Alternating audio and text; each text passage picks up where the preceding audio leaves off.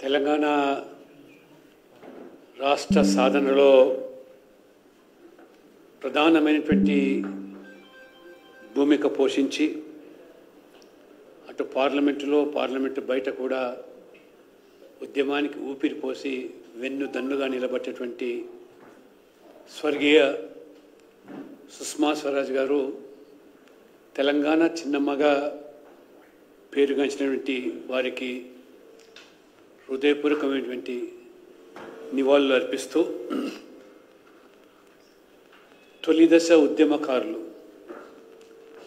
1969లో ప్రారంభమైనటువంటి తెలంగాణ సాధన అనే డిమాండ్కు మరి బీజం పోసినటువంటి ఈ యొక్క సమర యోధులను సత్కరించడము, గౌరవించడము ఈ సమాజానికి ఈనాటి తరానికి వారి యొక్క పాత్రను తెలియజేసడానికి నాకు ఈ అవకాశం రావడము నేను ధన్యునిగా భావిస్తా ఉన్నాను.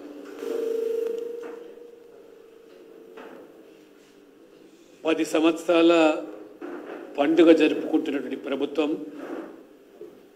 ముఖ్యమంత్రి రేవంత్ రెడ్డి గారికి ఈ తొలిదశ ఉద్యమకారులు 1969లో ప్రారంభమైనటువంటి ఈ రాష్ట్ర డిమాండ్ బీజం పోసినటువంటి వ్యక్తులు ఎవరుతున్నారో ఇంకా వందలాది మంది సజీవంగా సాక్షులుగా ఉన్నారు.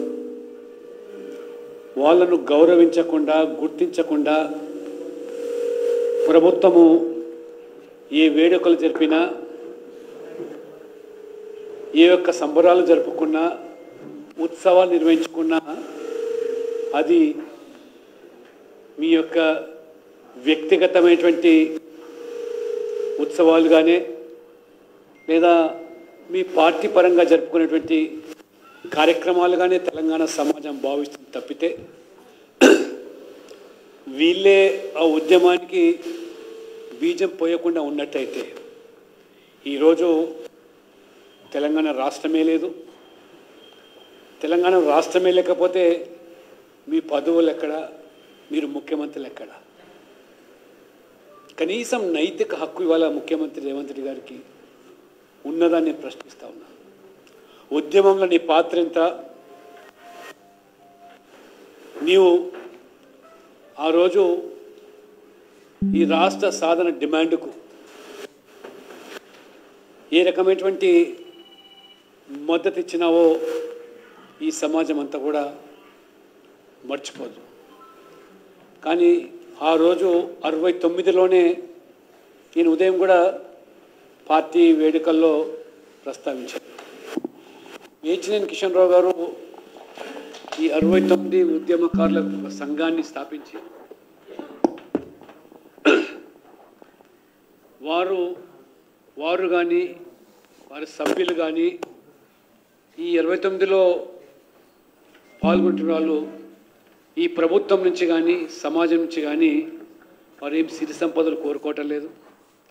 వారు పదవులను అలంకరించమని చెప్పి ప్రాధేయపడటం లేదు. వారు చేసిన పోరాట ఫలితం సాకారమైనటువంటి సజీవంగా సాక్షిగా నిలబడి ఆనందిస్తున్న గడియలు, వారు ప్రారంభించిన పోరాటానికి ఉద్యమానికి స్ఫూర్తిగా తీసుకొని ఆనాటి ఆ ప్రభుత్వం యొక్క ఘాతుకాలకు, దౌర్జన్యాలకు, ఆ కాంగ్రెస్ ప్రభుత్వం యొక్క పోలీస్ కాల్పుల్లో 369 మంది ఆహుతులైనారంటే వారు కోరుకుంటున్నల్లా కూడా ఆ ఆహుతులైన కుటుంబాలను గుర్తించి గౌరవించాలని, ఆ పోరాటానికి బీజం వేసినటువంటి సజీవ సాక్షులుగా ఉన్నటువంటి వాళ్ళను గుర్తించి గౌరవించి భావితరాలకు ఆ చరిత్రలో వాళ్ళను భాగస్వామ్యం చేయమని కోరడం తప్పితే ఇతరత్ర ఈ ప్రభుత్వం నుంచి కానీ లేదా ఆ పార్టీ నుంచి కానీ వారు ఆశించింది ఏమీ లేదు. నేను చాలా స్పష్టంగా ఆ రోజు కూడా వారు మేచినేని కిషన్ రావు గారు అధ్యక్షుడిగా వారు విద్యార్థి దశలో కూడా ఈబీవీపీలో వారు దానికి బీజం వేసినటువంటి వ్యక్తిలో వారొకరు, వ్యవస్థాపకుల్లో కూడా వారొకరు. ఉదయం చెప్పాను నేను, జనవరి 8, 1969లో రవీందర్ అనేటువంటి ఒక విద్యార్థి ఖమ్మంలో తెలంగాణ రాష్ట్ర డిమాండ్ను వారు వెలిపుచ్చుతూ నిరదీక్షకు వారు పూనుకుంటే ఖమ్మంలో ఉస్మానియా యూనివర్సిటీలో విద్యార్థులు దానికి ఆజ్యం పోసి ఊపిరి పోసి ఆనాడు ఉద్యమానికి తెరలేపారు. ఆ రకంగా ఉద్యమము ఇంతింతై వటుడింతైనట్టుగా ఉవ్వెత్తున లేచిన ఉద్యమాన్ని ఆనాడు అధికారంలో ఉన్నటువంటి కాంగ్రెస్ పార్టీ, బ్రహ్మాందర్ రెడ్డి కేంద్రంలో ఉన్నటువంటి పార్టీ కానివ్వండి, ఉదయం శశిధర్ గారు కూడా చెప్పారు, వారు కూడా ఆ ప్రభుత్వం ఈ ఉద్యమాన్ని అణిచివేయడానికి అవలంబించినటువంటి పద్ధతులు 144 సెక్షన్ అయితే కానివ్వండి, నిరంతరం కర్ఫ్యూలు అయితే కానివ్వండి, ఎదుటి నిలబడితే కాల్పులు, ఉదంతాలు కళ్ళ కట్టినట్టుగా మనం ఆ రోజు పత్రికల్లో రోజువారీగా పతాక శీర్షికల్లో ఇదే వార్తలు. ఎక్కడ చూసినా దీక్షలు, సమ్మెలు, మొత్తం తెలంగాణ అంతా కూడా ముఖ్యంగా విద్యార్థులు, యువకులు ఆ సమ్మెలో పాల్గొంటూ ఉంటే ఏ రకమైనటువంటి ఆ ఘాతుకాలకు ఆ ప్రభుత్వం బాడుపడ్డదో చూసాం. 369 మంది చనిపోవడం. ఆ రోజు మర్రి చెన్నారెడ్డి గారు మరి దానికి ఒక రాజకీయపరమైనటువంటి ఊతమిచ్చి ఈ సభ్యులందరూ కూడా జైలు ఊచలు లెక్కపెట్టడమే కాకుండా ఆ తొలి దశ ఉద్యమాన్ని ఏ రకంగా అణిచివేసినరో మరి మనం చూస్తూ ఉన్నాం. ఆ రోజు విద్యార్థి దశలో ఉన్నట్టు మేము కూడా చిన్న ప్రాయంలో ఉన్నాం, దాదాపు 12-13 సంవత్సరాలు. రోజువారీగా స్కూల్స్ బాయ్కాటు, సమ్మెలు, అటువంటి మహోత్తరమైన ఉద్యమం ఆనాడు తెలంగాణ ప్రజల ఆకాంక్ష. విద్యార్థులకు జరుగుతున్న అన్యాయం కానివ్వండి, నిరుద్యోగులు చదువుకున్నటువంటి తెలంగాణ యువకులకు ఉద్యోగాల్లో ఏ రకమైన వివక్ష, నియామకాల్లో భర్తీలో కనీసం మరి అవకాశాలు లేకపోవడం, ఆ రకంగా అనేకమైనటువంటి అంశాలు ముల్కీ నుంచి మొదలుకుంటే ఏ రకంగా మరి ఆనాడు ఉద్యోగుల్లో కూడా 610 జీవో తెర మీదకి రావడం, ఇవన్నీ అంశాలు కూడా విద్యార్థులు, నిరుద్యోగులు, ఉద్యోగులు, పౌర సమాజం కులాలకు మతాలకు అతీతంగా మరి ఆ రకమైనటువంటి ఉద్యమాన్ని నడిపితే ఆ తర్వాత మళ్ళీ కొన్ని దశాబ్దాల తర్వాత మలిదశ ఉద్యమంలో కూడా 1200 మంది బలిదానమైతే కానీ, ఆహుతులైతే కానీ, సజీవ దహనానికి పాల్పడినాయి. శ్రీకాంతాచారి నుంచి మొదలుకుంటే రైలుకు ఎదురొడ్డి నిలబడి ఏ రకంగా ప్రాణాలు గాలిలో కలిసిపోయి మేము మా త్యాగాల వల్ల ప్రభుత్వానికి కనువిప్పయి కనీసం భావి తరాలకు న్యాయం జరుగుతున్నటువంటి తపన తప్పితే వ్యక్తిగతమైన ప్రయోజనాలు ఆశించి కాదు. చివరికి పార్లమెంట్ సాక్షిగా హైదరాబాద్ నుంచి రైలులో ప్రయాణం చేసి ఆ పార్లమెంటు భవనం ఎదురుగా ఉరి తీసుకుంటే ఇదే సోనియమ్మ గారికి కనువిప్పు కావాలి, జ్ఞానోదయం కావాలని చెప్పి వారు ఆ యొక్క బలిదానం పోలీసుకి ఇస్తే ఎక్కడ చూసినా 1200 మంది బలిదానం అయితే కానీ ఆ రకంగా వారు మనసు చలించలేదు. బలిదేవత అని అభివర్ణించిన రేవంత్ రెడ్డి గారు ఇప్పుడు వారి పట్ల భక్తి భావన పెరిగిందంటే దేనికోసమో తెలంగాణ సమాజం అర్థం చేసుకోగలుగుతుంది. కవులు, కళాకారులు, సాహితీవేత్తలు, రచయితలు, అన్ని వర్గాల ప్రజలు ఒక జేఏసీగా ఏర్పడి మలిదశ ఉద్యమం ఆనాడు ఇదే సుష్మా స్వరాజ్ గారు భారతీయ జనతా పార్టీ ప్రతిపక్షాలు ఉన్నప్పటికీ ఏ రకంగా మొదటి రాజకీయపరమైన నిర్ణయం తీసుకుంది కూడా 1997లో, అది భారతీయ జనతా పార్టీ మాత్రమే. ఏ రాజకీయ పార్టీ కూడా తెలంగాణ రాష్ట్రం ఏర్పడే వరకు కూడా కాంగ్రెస్ ఏనాడు తీర్మానం చేయలేదు, పార్టీ పరంగా ఢిల్లీలో కానీ లేదా రాష్ట్రంలో కానీ. కాకినాడలో మొదట మేము 97లో తీర్మానం చేస్తే, ఆ తర్వాత మలిదశ ఉద్యమంలో ఇదే ప్రాంగణంలో ఇక్కడే ఆనాడు అధ్యక్షుడిగా ఉన్నటువంటి రాజ్నాథ్ సింగ్ స్వయంగా జాతీయ పార్టీ కూడా ఈ రాష్ట్ర విభజనకు మేము నిర్ణయం తీసుకున్నామని చెప్పి ప్రకటించినటువంటి ఉదంతం మన కళ్ళారా చూసాం. ఆ తర్వాతనే రాజకీయ పార్టీల్లో చలనము, స్పందన, ఆ రకంగా విధి లేని పరిస్థితుల్లో ఈ సమాజాన్ని ఏ రకమైన ఉద్యమం ఆ రోజు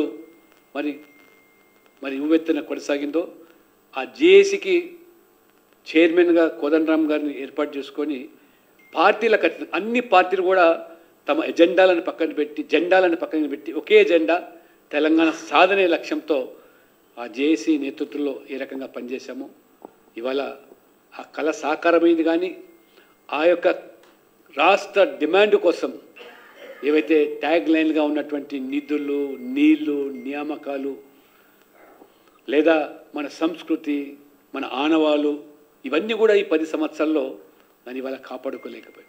ఆనాడు బీఆర్ఎస్ అయినా కానీ టీఆర్ఎస్ అయినా కానీ చివరికి టీఆర్ఎస్ అనే పార్టీ తన పార్టీలో తెలంగాణ పదాన్ని తొలగించి ఏ రకంగా బీఆర్ఎస్గా మార్చుకుందో, ఆ రకంగా తమ స్వార్థపూరితమైనటువంటి అవసరాలు, రాజకీయాలు నెరవేర్చుకోవడానికి తెలంగాణను వాడుకున్నాయి తప్పితే తెలంగాణ త్యాగాలను, తెలంగాణ బలిదానాలను ఆ పునాదుల మీద వారు భోగాలు అనుభవించారు. కానీ ఈ కుటుంబాలను విస్మరించి ఈ కుటుంబాలను వాళ్ళ ఆత్మలు ఘోషిస్తున్నారు. ఎవరైతే 1200 మంది మలిదశలో 370 మంది దాదాపుగా చనిపోయిన వాళ్ళ ఆత్మలు ఘోషిస్తున్నాయి. ఈ రకమైన తెలంగాణ సంపదను ఏ రకంగా దోచుకున్నారు, ఈరోజు కూడా దోచుకుంటున్నారు. కాబట్టి కొలువులు లేవు, నీళ్లు లేవు, నీళ్ళ పేరు మీద దోపిడీ, కొలువుల పేరు మీద అక్రమాలు, అవినీతి, ఆ రకంగా నిధుల పేరు మీద మొత్తం సంపద దోచుకొని ఇవాళ లక్షల కోట్ల అప్పుల ఊబిలోకి నెట్టివేసి ఆయన మరి గత ముఖ్యమంత్రి మొత్తం ఈ రాష్ట్రాన్ని అప్పుల పాలు చేసి పుట్టబోయే బిడ్డ మీద కూడా అప్పు భారం మోపి పోయేటప్పుడు ఒక చిప్ప చేతికి ఇచ్చిపోయాడు. ఇప్పుడున్న ముఖ్యమంత్రి ఆ చిప్ప పట్టుకొని ఢిల్లీ చుట్టూ తిరుగుతున్నాడు మళ్ళీ అప్పుల కోసం. తెలంగాణ ఉద్యమకారులకు ఒరిగింది ఏమిటి, కనీసం దక్కిన గౌరవం ఏంటి అని ప్రశ్నిస్తున్న తెలంగాణ సమాజానికి ప్రస్తుత ముఖ్యమంత్రి కూడా సమాధానం చెప్పే పరిస్థితి లేదు. కాబట్టి ఎవరికి దారాదత్తం చేశారు ఈ సొమ్మును, ఎవరికి ఈ కొలువులు పణంగా పెట్టారు, ఎవరికి ఈ నీళ్ళ పంపకాలు మరి జరుగుతున్నాయో సమాజం గమనిస్తుంది. ప్రశ్నిస్తున్న తెలంగాణ తొలి దశ మలిదశ ఉద్యమం తర్వాత తెలంగాణ నిర్మాణం కోసం, తెలంగాణ ప్రజల ఆకాంక్షలు నెరవేర్చడానికి, మరి వారి కన్న కళలు సాకారం చేయడానికి భారతీయ జనతా పార్టీ ఖచ్చితంగా కట్టుబడి ఉందని ఈ తొలి దశ ఉద్యమకారులకు పూర్తి భరోసా, విశ్వాసాన్ని కల్పిస్తూ నరేంద్ర మోడీ గారు ప్రధానమంత్రిగా ఇవాళ ఏ రకంగా ఇవాళ ఈ రాష్ట్రంలో పార్టీ మరి పెద్ద ఎత్తున ప్రజలు గుర్తించి గెలిపించకపోయినప్పటికీ కూడా ఈ 10 సంవత్సరాల కాలంలో గత 60 సంవత్సరాలుగా ఈ రాష్ట్రాన్ని పాలించినటువంటి పార్టీలు, పాలకులు అంతకు మించి ఇవాళ అభివృద్ధి, నిధులు, పేదల సంక్షేమమే కాకుండా ఒక గిరిజన విశ్వవిద్యాలయాన్ని మన ఆదివాసుల యొక్క ఆరాధ్య దైవం సమ్మక్క సారలక్క పేరు మీద కానివ్వండి, all India institute of medical sciences కానివ్వండి, వరంగల్లో ఒక రైల్వే వ్యాగన్ కర్మాగారం కానివ్వండి, లేదా రైతుల సంక్షేమం కోసం మూతబడ్డ రామగుండ వెర్ముల కర్మాగారంతో పాటు 10 లక్షల కోట్ల నిధులు సమకూర్చి ఏ రకంగా ఇవాళ జాతీయ రహదారుల అభివృద్ధిలో, రైల్వేల యొక్క ఆధునీకరణలో, అభివృద్ధిలో ఆ రకంగా ఏదైతే మోదీ ఒక సంకల్పం ఏదైతే ఇవాళ వికసిత భారత్ దిశలో వికసిత తెలంగాణకు నిజంగా మనం కన్న కళలు సాకారం కావాలంటే తప్పకుండా మరి ఈ తొలి దశ మరి ఉద్యమకారులందరూ కూడా అదే మీరు మళ్ళీ స్ఫూర్తిగా తీసుకొని మేము ఈ పార్టీ యొక్క కార్యకర్తలుగా తప్పకుండా మరి తెలంగాణ చిన్నమ్మ సుష్మా స్వరాజ్ గారికి నివాళులర్పిస్తూ వారి కళలు సాకారం కావాలంటే మీరు ఏదైతే ఆశించారో ఆ తెలంగాణ సాకారమైనప్పుడే అది సాధ్యమవుతుందని చెప్పి భావిస్తూ అందుకోసం